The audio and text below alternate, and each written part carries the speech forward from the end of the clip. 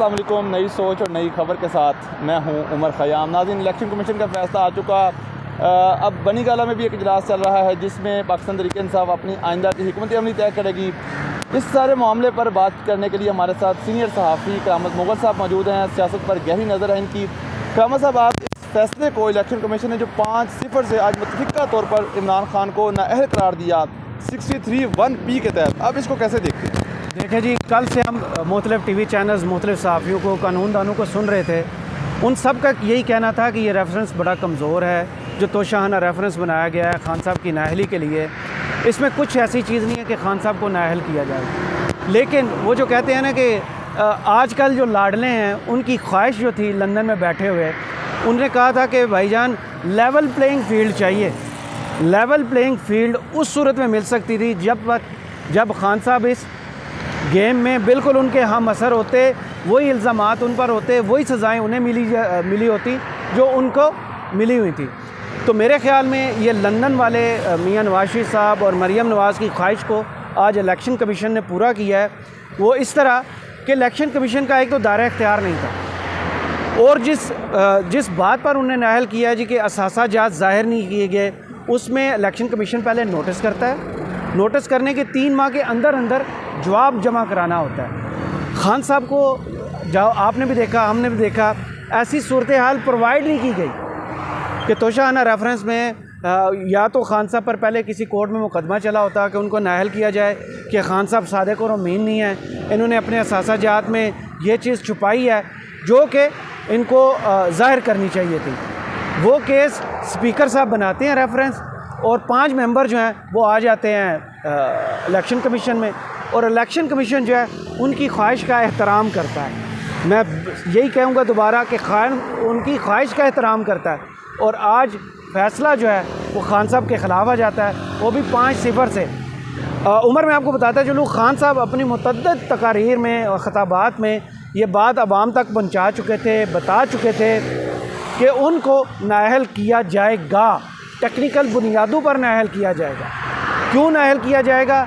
ताकि जो इल्ज़ाम नवाज शरीफ पर है कि उन पर करप्शन का इल्ज़ाम लगा, उनको तायाद नाअहल कर दिया गया, वही जो है इल्ज़ाम खान साहब पर भी लगे, टेक्निकल बुनियादों पर सियासत के मैदान से उन्हें बाहर बिठाया जाए, और इस फ़ैसले के बाद लोगों के जहन में एक बात डाली जाए कि जो नवाज शरीफ ने किया था और जो खान साहब ने किया है वो बिल्कुल एक चीज़ है। लेकिन ऐसा बिल्कुल नहीं है।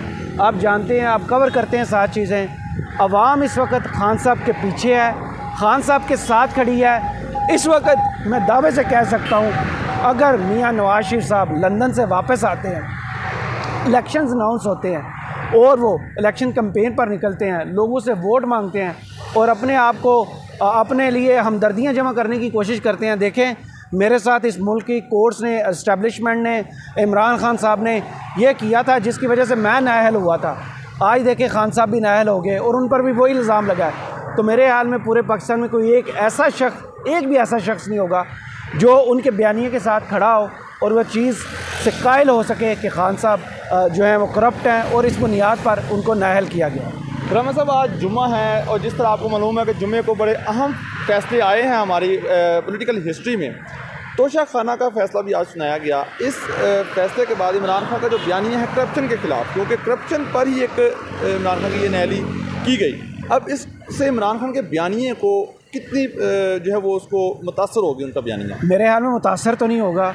उनका वोटर, उनका सपोर्टर खान साहब को जानता है, और वो शख्स जिसने 3 टेलीथॉन सैलाब ज़दगान के लिए की हो, अपने लिए नहीं, इस मुल्क के मुतासरा लोगों के लिए की हो, और लोगों ने अरबों रुपये उन पर निछावर कर दिए हैं। उन पर अब करोड़ों का इल्ज़ाम लगा रहे हैं, और वो भी एक गड़ी का, जिसका वो अपने एसेट्स में लिख चुके हैं कि ये वो रकम है जो गड़ी बेची गई, और ये वो रकम है। और फिर खान साहब ने अवाम को ये भी बताया कि ये रकम जो है उसका इस्तेमाल कहाँ पे हुआ है। देखें, खान साहब के दौर में तकरीबन 3 साल 8 माह खान साहब की हुकूमत रही। खान साहब को तोशाहाना में 324 गिफ्ट मिलते हैं। 324 गिफ्ट में से खान साहब जो हैं वो 14 गिफ्ट इस्तेमाल करते हैं। वो गिफ्ट ज़्यादातर इस्तेमाल होते हैं जो हेड ऑफ़ स्टेट्स पाकिस्तान में आए थे, वापस उनको गिफ्ट दिए गए। और ये जो घड़ी जिसका इन्होंने इशू बनाया था PDM ने, उस घड़ी का खान साहब छुपा भी सकते थे, बता भी सकते थे, भाईजान वो तोहफ़ा आया था, यहाँ हो गया, वो हो गया, 100 बहाने होते हैं सियासतदानों के बाद। खान साहब ने कहा ये गाड़ी इतने पैसों में बेची गई, यहाँ पर बेची गई, और वो रकम जो है बनी गाला की इस सड़क पर लगाएगी, इसको तामीर किया गया। यानी कि आवाम को वो पहले ही बता चुके थे। तो जो आप कह रहे हैं करप्ट कहना या खान साहब के बयानिए को मुतासर होना, मेरे ख्याल में आज खान साहब को इलेक्शन कमीशन ने भी हीरो बना दिया। पीडीएम ने तो बनाया ही था। आपने ये ज़िमनी इलेक्शन में देख लिया, आपने पंजाब के ज़िमनी इलेक्शन में देख लिया कि खान साहब के बयानिए को कितना मुतासर कर सकते हैं। आपने ज़िमनी इलेक्शन की बात की, कल ज़िमनी इलेक्शन के हवाले से एक बड़े दिलचस्प रिमार्क्स इलेक्शन कमीशन की तरफ से हमारे सामने आए थे कि इलेक्शन कमीशन ने ये कहा कि इमरान खान किस तरह 7 हल्कों से एक साथ इलेक्शन लड़ सकते हैं। आज ये फैसला जिसमें इमरान खान को नाअहल कर दिया गया, आपको उन 6 हल्कों से जहाँ से वो इलेक्शन जीते थे वो भी डीसेट हो गई। अब कल वाले रिमार्क्स को और आज वाले फैसले को कैसे देखते हैं? देखिए, आवाम को पता था जब इलेक्शन हुए हैं कि खान साहब ने इस असम्बली में नहीं जाना, खान साहब ने वोट दिया। आपको भी पता था, हमें भी पता था कि खान साहब कम अज़ कम ये जो असम्बली है, जो शहबाज शरीफ, जिसमें बिलावल जरदारी, आपको सारे चेहरे वो नज़र आ रहे हैं जो गुज़श्ता इलेक्शंस में एक दूसरे को गाली गलोच करके इल्ज़ामात लगा के जीत के आते थे। इस इलेक्शन में खान साहब वर्सेस पीडीएम थी। अवाम ने क्या किया, पिछले इलेक्शन में, जनरल इलेक्शन में आपको याद होगा 30% था टर्नआउट जो था। अवाम ने इस पीडीएम की हुकूमत को और मुक़्तदर हल्कों को एक मैसेज दिया। मैसेज ये दिया कि ये हमारा वोट है, ये हमारा हक़ है, जिसे हम अहल समझते हैं हम उसे वोट देंगे। और अवाम ने वोट दिया खान साहब को। 8 में से 6 नशिस्तें जीत जाते हैं खान साहब, और टर्नआउट होता है 48%। इस चीज़ को कभी ना भूलिएगा कि ज़िमनी इलेक्शन में टर्नआउट आम इंतखाबात की निस्बत कम होता है, लोगों की दिलचस्पी कम होती है।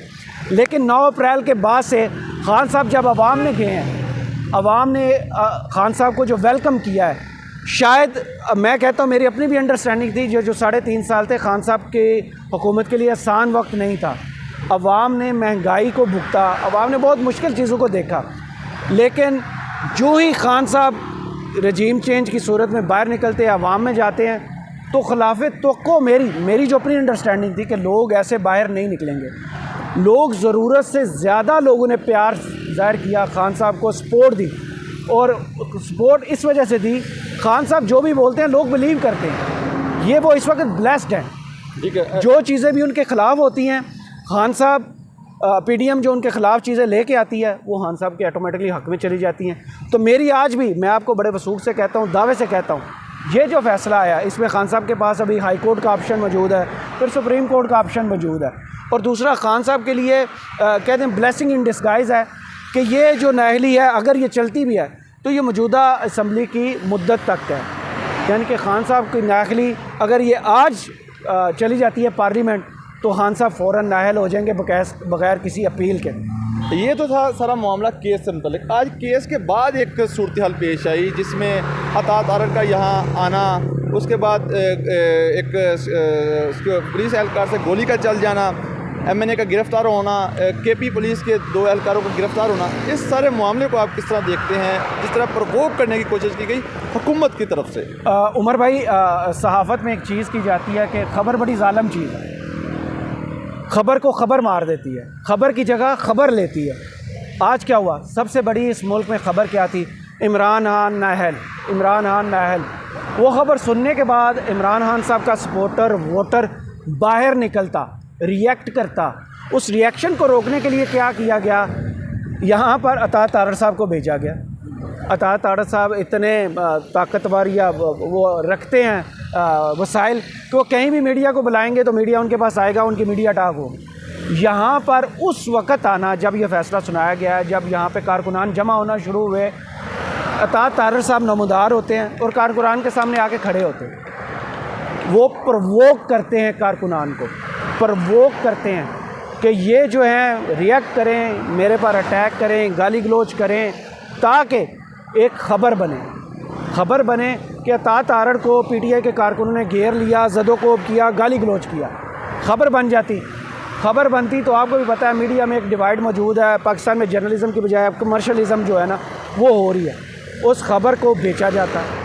मुख्तलिफ बड़े चैनल्स जो हैं वो बड़ी ख़बर को छोड़ के इस छोटी ख़बर को जो है ना प्रमोट करना शुरू हो गए कि जी अतात तारड़ आए, उन पर ये हुआ।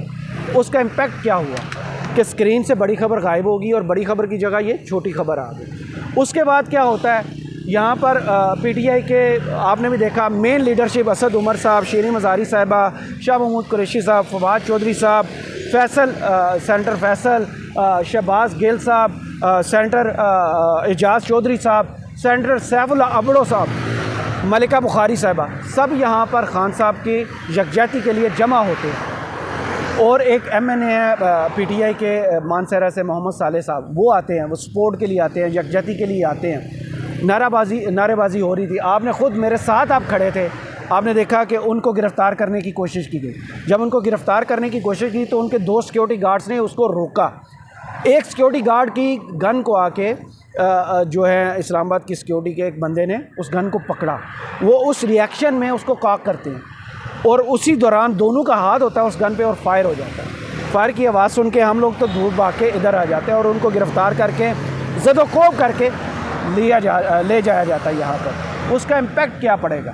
इम्पेक्ट ये पड़ेगा कि जो पीटीआई का बयानिया है ना जी, उसको तक़वियत मिलेगी। ये चीज़ें उनके ख़िलाफ़ नहीं जाएंगी कम अज़ कम कि एमएनए को गिरफ़्तार कर लिया, सिक्योरिटी गार्ड को गिरफ़्तार कर लिया गया, कारकुनान को ज़दोकोब किया गया। तो ये सारी चीज़ें जो मिला के जो है ना, वो खान साहब का जो बयानिया है ना कि मुझे बाहर करने के लिए सारा ज़ोर लगाएंगे, देखो ये सब कुछ करेंगे। इदारों समेत पॉलिटिकल पार्टीज़ इस वक्त वही काम कर रही हैं। जुम्मे के रोज़ आने वाले फ़ैसले पर और उसके बाद जो सूरत हाल पेश आई उस पर तफसीली जगह किया करामत मुग़ल साहब ने। करामत साहब बहुत शुक्रिया आपका। बहुत